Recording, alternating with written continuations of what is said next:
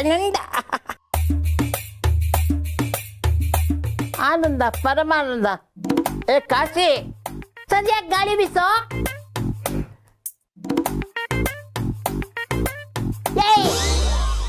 ಮೆಲ್ಲಿ ಗೊತ್ತು ಅಯೋಗ್ಯ, ನಾನು ಇರೋದೇ 2 ಕಾಲು. ಅಲ್ಲಮ್ಮ, ಎಲ್ರಿಗೂ ಇರೋದೇ 2 ಕಾಲಲ್ವಾ? ತಲೆ ಬಿಟ್ಟು ಒಟ್ಟ.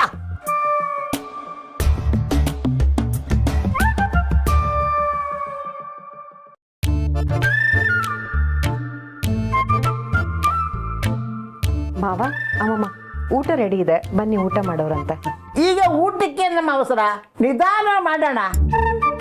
ಅಮ್ಮ, ಬೆಳಗಿನಿಂದಲೂ ನಿನ್ನ ಸೇವೆ ಮಾಡಿದ್ರಿ, ಈಗಲಾದ್ರೂ ಊಟಕ್ಕೆ ಬಿಡಮ್ಮ. ಏಯ್, ಚಿಕ್ಕ ವಯಸ್ಸಲ್ಲಿ ಅಮ್ಮ ನಿನ್ನ ತೋಳಿನಲ್ಲಿ ಕಂದ ನಾನು ಅಂತ ಹಾಡ್ತಿದ್ದೆ. ಈಗ ಅದೆಲ್ಲ ಸಾಕಾಗೋಯ್ತಾ? ನಿನಗೆ ತಾಯಿ ಅಂತ ಊಟನೇ ಮುಖ್ಯನಾ? ಅಲ್ಲ ಮಾಮ, ತಾಯಿ ಮಾಡಿರೋ ಊಟನೇ ಮುಖ್ಯ. ಏ ವಿಶ್ವ, ಏನ್ ಮಗ ಅಂತ ಹುಟ್ಬಿಟ್ಯೋ? ನಿಮ್ ಚಿಕ್ಕಪ್ಪನ ಮಗ ರಾಧಾರಮಣ ಅಂತ ಕೇಳಿದಲ್ಲಿದಲ್ಲ, ಅವ್ನು ನೋಡಿ ಬುದ್ಧಿ ಕಲಿ.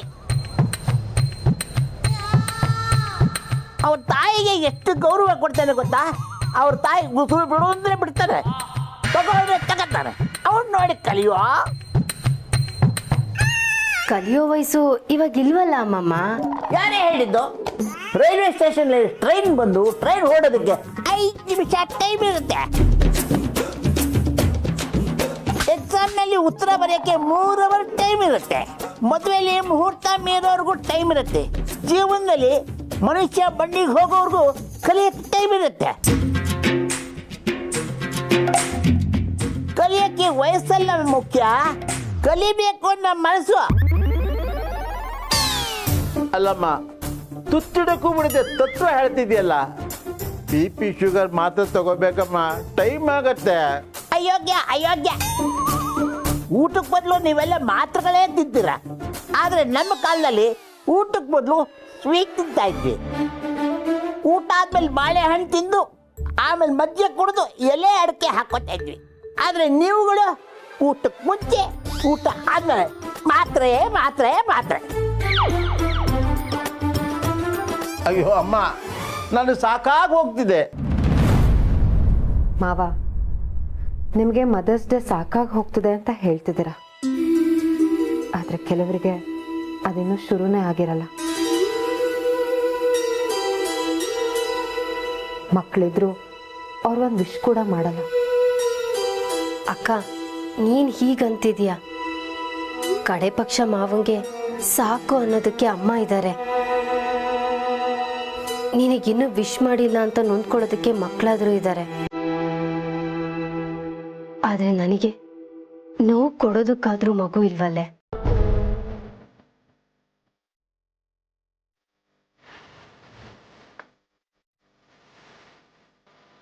ನಾನೇನ್ ಅನ್ಬೇಕು?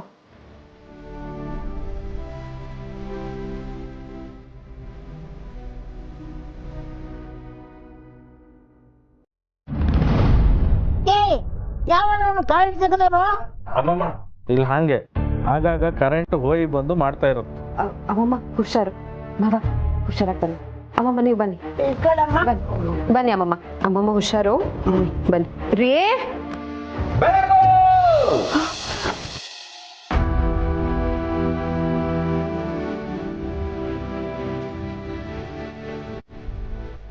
Happy mother's day.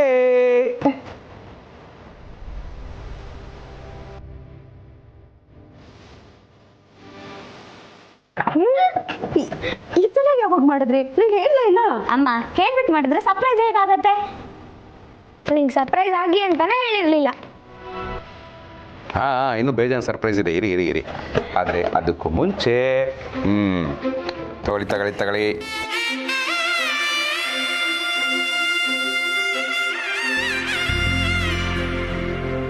ಅಜ್ಜಿ,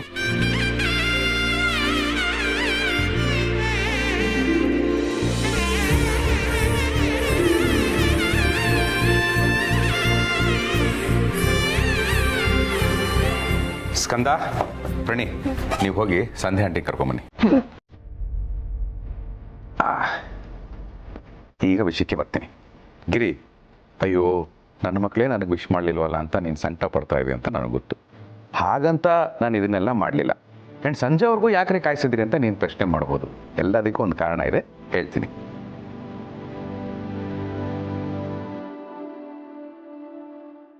ಈ ಮದರ್ಸ್ ಡೇ ಅನ್ನೋದು ನಮ್ಮ ಸಂಸ್ಕೃತಿನ, ಪಾಶ್ಚಾತ್ಯ ಸಂಸ್ಕೃತಿನ, ಎಲ್ಲಿಂದ ಬಂತೋ ಯಾರಿಗೂ ಗೊತ್ತಿಲ್ಲ. ಆದರೂ ನಾವು ಅದನ್ನು ಆಚರಿಸ್ತಾ ಇದ್ದೀವಿ. ಆಚರಣೆಗೆ ಕಾರಣ ಎಲ್ಲ ತಾಯಂದಿರಿಗೂ ಕೃತಜ್ಞತೆ ಸಲ್ಲಿಸಬೇಕು ಅಂತ.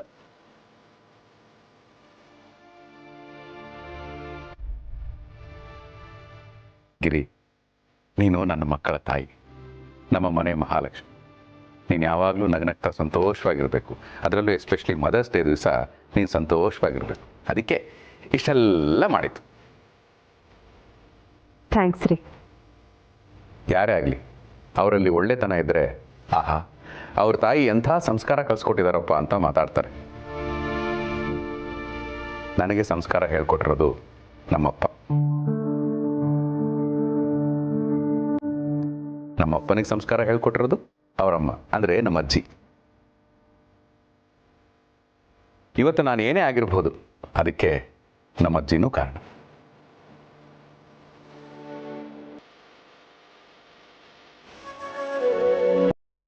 ಅವರು ಬೈಬಹುದು, ಹೊರಟಾಗಿ ಮಾತಾಡಬಹುದು, ಆದರೆ ಅವ್ರ ಮನಸ್ಸು ಬೆಣ್ಣೆ ಥರ ಸುಲಭವಾಗಿ ಕರಗ್ಬಿಡುತ್ತೆ. ಮಾತಿಗೂ ಅಪ್ಪನ ಬೈತಾ ಇರ್ತಾರೆ, ಆದರೆ ಅಪ್ಪನ ಬಗ್ಗೆ ಯಾರಾದರೂ ಒಂದು ಮಾತು ಹೇಳಿ ಚಂಡಿ ಆಗ್ಬಿಡ್ತಾರೆ. ಅಷ್ಟು ಪ್ರೀತಿ ಮಗನ ಮೇಲೆ ಅವ್ರಿಗೆ.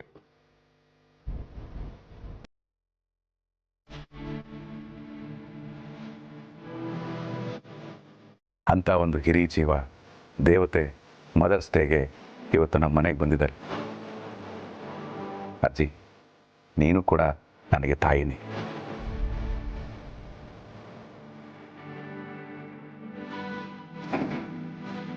ಅಜ್ಜಿ, ಹ್ಯಾಪಿ ಮದರ್ಸ್ ಡೇ. ದೇವರು ನಿಂಗೆ ಒಳ್ಳೇದು ಮಾಡಲಿಪ್ಪ.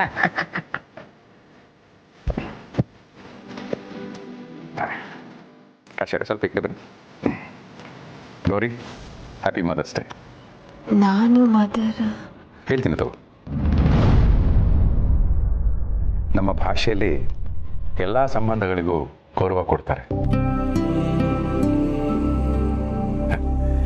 ಕನ್ನಡದಲ್ಲಿ ಅಮ್ಮ ಅಂದರೆ ಇಂಗ್ಲೀಷಲ್ಲಿ ಮದರ್, ಮಮ್ಮಿ, ಮಾಮ್ ಅಂತ ಕರೀತಾರೆ. ಆ ಮದರ್ಗೆ ಅಕ್ಕನೋ ತಂಗಿನೋ ಇದ್ದರೆ ಆಂಟಿ ಅಂತಾರೆ. ಅದೇ ಕನ್ನಡದಲ್ಲಿ ಅಮ್ಮನ ಅಕ್ಕನಿಗೆ ದೊಡ್ಡಮ್ಮ ಅಂತ ಕರಿತೀವಿ, ತಂಗಿಗೆ ಚಿಕ್ಕಮ್ಮ ಅಂತ ಕರಿತೀವಿ. ಅಮ್ಮ ಅಂತ ಕರೆದಾಗ ನಮ್ಮ ಕರಳು ಹೇಗೆ ರಿಯಾಕ್ಟ್ ಮಾಡುತ್ತೋ, ದೊಡ್ಡಮ್ಮ ಚಿಕ್ಕಮ್ಮ ಅಂತ ಕರೆದಾಗ್ಲೂ ಹಾಗೇ ರಿಯಾಕ್ಟ್ ಮಾಡುತ್ತೆ.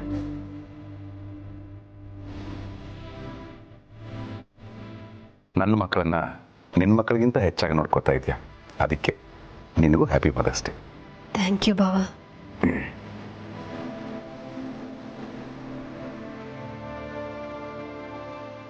ಮಕ್ಕಳ ಅಭಿವೃದ್ಧಿಯಲ್ಲಿ ತಾಯಿ ಪಾತ್ರ ಎಷ್ಟು ಮುಖ್ಯ ಆಗುತ್ತೋ, ಅವರು ತಪ್ಪು ಮಾಡದಿರೋ ಹಾಗೆ ನೋಡಿಕೊಂಡು ಅವ್ರಿಗೆ ತಿದ್ದಿ ಬುದ್ಧಿ ಹೇಳೋ ಟೀಚರ್ಸ್ ಪಾತ್ರನೂ ಅಷ್ಟೇ ಮುಖ್ಯ ಆಗುತ್ತೆ. ಹಾಗಾಗಿ ಅವರು ಕೂಡ ತಾಯಿ ಸಮಾನನೇ. ಪ್ರಪಂಚದ ಎಲ್ಲ ಟೀಚರ್ಸ್ಗೂ ಹ್ಯಾಪಿ ಮದರ್ಸ್ ಡೇ.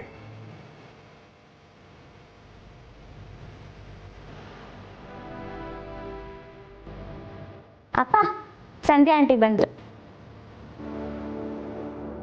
ಹಾ, ಬಂದ್ರಾ?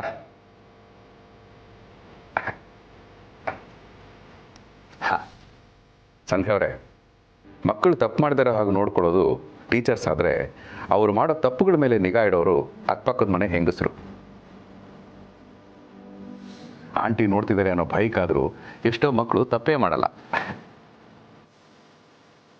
ನೀವು ಕೂಡ ತಾಯಿ ಸಮಾನನೇ. ಸಂಧ್ಯಾ ಅವರೇ, happy mother's day. Thank you. Shivanna, ಎಷ್ಟು ಚೆನ್ನಾಗಿ ಹೇಳಿದ್ರಿ. ನನ್ನಂತೂ ಅಕ್ಕಪಕ್ಕದವರೆಲ್ಲ CC ಕ್ಯಾಮ್ರಾದವಳು ಅಂತ ಹೇಳ್ತಿದ್ರು, ಆದರೆ ಅಕ್ಕಪಕ್ಕದವ್ರಿಗೂ ಒಂದು ಜವಾಬ್ದಾರಿ ಇದೆ ಅಂತ ಹೇಳಿದ್ರಲ್ಲ, ಆ ಮಾತು ಕೇಳಿ ತುಂಬ ಖುಷಿ ಆಯಿತು. ಗಿಫ್ಟ್ ಕೊಟ್ಟಿದ್ದಕ್ಕೆ ಡಬಲ್ ಖುಷಿ ಆಯಿತು.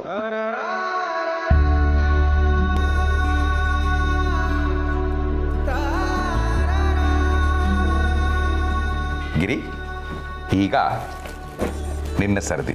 ತಾಯಿಯಷ್ಟೇ ಪ್ರೀತಿ ಮಮತೆ ವಾತ್ಸಲ್ಯ ತೋರಿಸೋ ಇನ್ನೊಂದು ಜೀವ ಅಂದರೆ ಅದು ಹೆಂಡತಿ.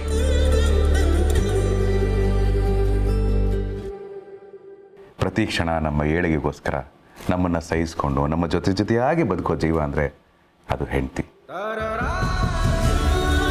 ಹಾಗಾಗಿ ಹೆಂಡತಿ ಕೂಡ ತಾಯಿ ಸಮಾನ. ಪ್ರತಿಯೊಬ್ಬ ಗಂಡಸಿಗೂ ತನ್ನ ಹೆಂಡತಿನೇ ಎರಡನೇ ತಾಯಿ.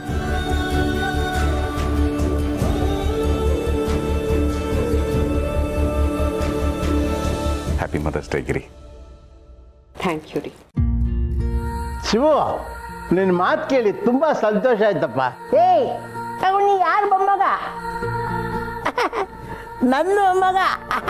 ಆಹಾ ಅಮ್ಮ, ನೆನ್ನೆಲ್ಲ ಅಯೋಗ್ಯನ ಮಗ ಅಂತಿದ್ದೆ.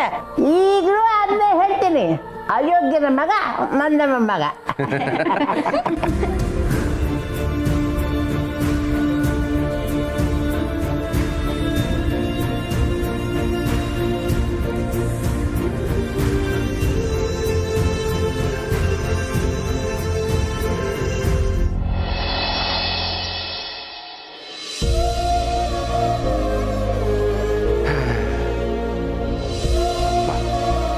ಇವತ್ತೆಷ್ಟು ಸಂತೋಷ ಆಗ್ತಾ ಇದೆ ಅಂದರೆ ನೆಮ್ಮದಿಯಾಗಿ ನಿದ್ದೆ ಬರುತ್ತೆ ಅನ್ಸುತ್ತೆ. ಶಿವಪ್ರಸಾದ್,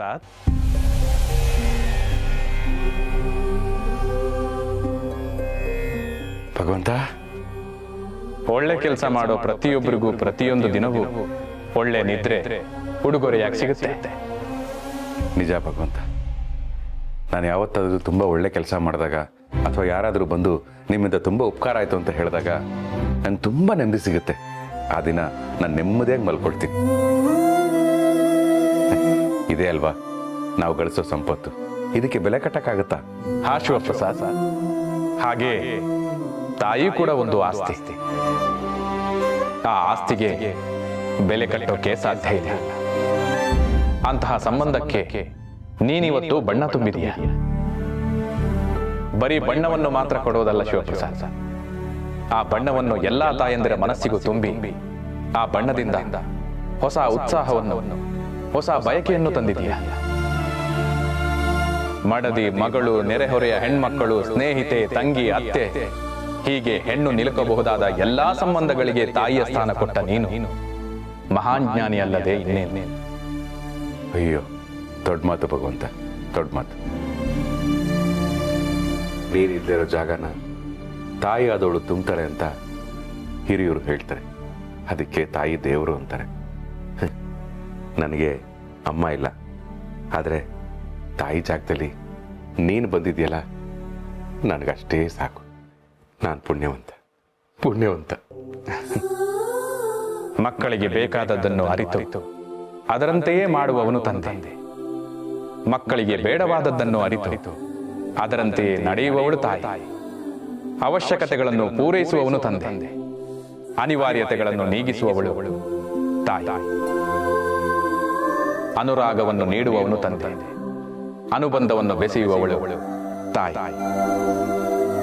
ಕಷ್ಟಗಳಿಂದ ರಕ್ಷಿಸುವವನು ತಂದೆ. ಆದರೆ ಕಷ್ಟಗಳೇ ಬರದಂತೆ ತಡೆಯುವವಳು ತಾಯಿ. ಗಾಯಕ್ಕೆ ಮದ್ದು ಕೊಡಿಸುವವನು ತಂದೆ. ಆದರೆ ಗಾಯಕ್ಕೆ ಮದ್ದೇ ತಾಯಿ. ಮಕ್ಕಳು ಯಾರ ಮುಂದೆಯೂ ಕೈಚಾಚದಂತೆ ನೋಡಿಕೊಳ್ಳುವವನು ತಂದೆ.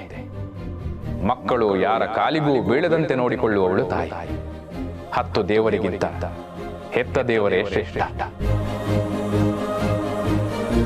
ದಾರಿಯಲ್ಲಿ ಅಪ್ಪಿತಪ್ಪಿ ಕೈತಾಗಿದರೂ ಜಗಳವಾಡೋ ಜನರಿರುವಾಗ ತನ್ನ ಎದೆ ಮೇಲೆ ಕಾಲಿಟ್ಟು ನಡೆದಾಡೋ ಪ್ರತಿಯೊಬ್ಬರನ್ನು ಸಲಹುವ ಏಕೈಕ ಮನಸ್ಸು ಭೂಮಿ ತಾಯಿಯದ್ದು. ಕಡೆದರು, ಕೊರೆದರು, ಬಡಿದರು, ಬಾಡಿಸಿದರು ಎಲ್ಲವನ್ನೂ ನಿಮಗೆ ನೀಡುವವಳು ಪ್ರಕೃತಿ ಮಾತೆ. ಮಕ್ಕಳು ಒದೆಯುವುದನ್ನೂ ಖುಷಿ ಪಡುವ ಏಕೈಕ ಜೀವ ನಿಮ್ಮ ಹೆತ್ತ ತಾಯಿಯದ್ದು. ಆ ತಾಯಿಯ ಸಂಬಂಧವನ್ನು ಸಂಭ್ರಮಿಸಲು ಕೇವಲ 1 ದಿನ ಸಾಲ. ಆ ತಾಯಿ ಕೊಟ್ಟ ಜೀವ ಹೋಗುವವರೆಗೂ ಎಷ್ಟು ದಿನಗಳಿರುವುದೋ ಅಷ್ಟೂ ದಿನವನ್ನು ನಿಮ್ಮ ತಾಯಿಯ ದಿನವೆಂದು ಸಂಭ್ರಮಿಸಿ. ಆ ತಾಯಿಗೆ ಬೇಕಾಗಿರುವುದು ನಿಮ್ಮ ಆಸ್ತಿ, ಅಂತಸ್ತು, ಹಣ, ಹೆಸರುಗಳಲ್ಲ, ಅಮ್ಮ ಎನ್ನುವ ಪದ. ಅದು ಕೇವಲ ಬಾಯಿಯಿಂದ ಬರದೆ ಮನಸ್ಸಿನಿಂದ ಹೃದಯ ತುಂಬಿ ಬರಬೇಕು. ಏಕೆಂದರೆ ಭೂಮಿ ತಾಯಿ ನಿಮ್ಮನ್ನು ಹೊರುವುದಕ್ಕಿಂತ ಮೊದಲು ನಿಮ್ಮನ್ನು 9 ತಿಂಗಳು ಹೊತ್ತವಳು ನಿಮಗೆ ಜನ್ಮ ಕೊಟ್ಟ ತಾಯಿ. ನೆನಪಿರಲಿ, ಕತ್ತರಿಸಿರುವುದು ನಿಮಗೂ ನಿಮ್ಮ ತಾಯಿಗೂ ನಡುವೆ ಇರುವ ಕರುಳ ಬಳ್ಳಿಯನ್ನೇ ಹೊರತು ತಾಯಿಯ ಕರುಣೆಯ ಬಳ್ಳಿಯನ್ನಲ್ಲ. ತಾಯಿ ಎನ್ನುವವಳು ಕರುಣೆಯಲ್ಲಿ ಮಾತೆ, ಮಮತೆಯಲ್ಲಿ ಜಗನ್ಮಾತೆ.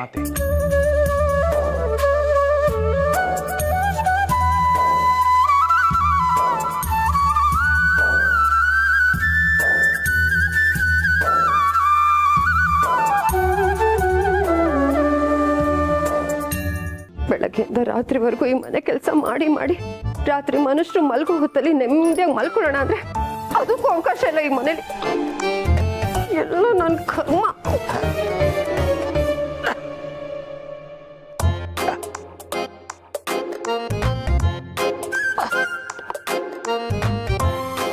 ಅಮ್ಮ ಗಿರಿಜಾ,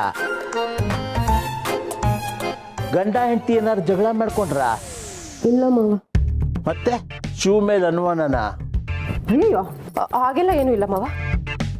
ಅಥವಾ ಇದ್ದಕ್ಕಿದ್ದಾಗ ಕುಡ್ಕೊಂಡೇನಾರು ಬಂದಿದ್ದಾನೇನಮ್ಮ? ಚಚೆ, ಅವ್ರು ಹಾಗೆಲ್ಲ ಮಾಡಲ್ಲ ಮಾವ. ಮತ್ತೆ ಯಾಕಮ್ಮ ಗಂಡನ್ ಬಿಟ್ಟು ಬಂದು ಇಲ್ಲಿ ಮಲ್ಕೋತಿದ್ಯಾ? ಜಗಳ ಗಿಳ ಮಾಡಿಲ್ಲ ತಾನೆ? ಮಾವ, ಈ ವಿಷಯಕ್ಕೆ ಯಾವಾಗ್ಲೂ ಜಗಳ ಆಗ್ಬೇಕಾಗಿತ್ತು. ಆದ್ರೆ ನಾನು ತಾಳ್ಮೆಯಿಂದ ತಡೆದಿದ್ದೀನಿ. ಇನ್ ನನ್ನ ಕೈಲಾಗಲ್ಲ ಮಾವ. ಓ, ವಿಷಯ ಗೊತ್ತಾಯ್ತು. ಕರಿಯಮ್ಮ ಅವನ್ನ, ಅವನ್ ಗ್ರಹಚಾರ ಬಿಡಿಸ್ಬಿಡ್ತೀನಿ. ಅವನೇನೋ ಕಿತಾಪತಿ ಮಾಡಿದ್ದಾನೆ, ಅದಕ್ಕೆ ನೀನ್ ತಾಳ್ಮೆ ಗಟ್ಟಿ ಇಲ್ಲಿ ಬಂದು ಮಲ್ಕೋತಿದ್ಯಾ. ಕರಿಯಮ್ಮ, ಇವತ್ತು ಎರಡರ ಒಂದು ಇತ್ತರ್ಥ ಆಗ್ಬೇಕು. ಓ ಮಾವ, ವಿಷಯ ಅದಲ್ಲ, ಬೇರೆನೇ ಇದೆ. ಬೇರೆನೇ ಅಂದ್ರೆ ನಿನ್ನ ನೆಗ್ಲೆಕ್ಟ್ ಮಾಡ್ತಾ ಇದ್ದಾನಾ? ಅಯ್ಯಯ್ಯೋ ಮಾವ, ನೀವ್ ಹಾಗೆಲ್ಲ ಯೋಚನೆ ಮಾಡ್ಬೇಡಿ.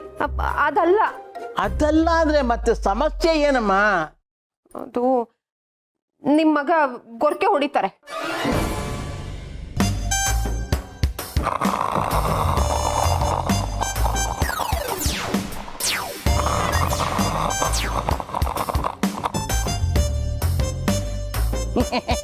ಗೊರ್ಕೆನೂ ಒಂದು ಸಮಸ್ಯೆ ಏನಮ್ಮ? ಮಾವ, ಗೊರ್ಕೆ ಅಂದ್ರೆ ಸಾಮಾನ್ಯವಾದ ಗೊರ್ಕೆ ಅಲ್ಲ. ಇವ್ರನ್ನ ರೈಲ್ವೆ ಸ್ಟೇಷನ್ ಅಲ್ಲಿ ಮಲಗಿಸಿ ಪಕ್ಕದಲ್ಲೇ ಶತಾಬ್ದಿ ಟ್ರೈನ್ ಹೋಗ್ತಾ ಇದ್ರು. ಜನ ಎಲ್ಲ ಎಲ್ಲೋ ಗೊರ್ಕೆ ಶಬ್ದ ಕೇಳಿಸ್ತಿದ್ಯಲ್ಲ ಅನ್ಕೋಬೇಕು. ಅಷ್ಟು ಭಯಂಕರವಾಗಿರುತ್ತೆ ಇವ್ರ ಗೊರ್ಕೆ.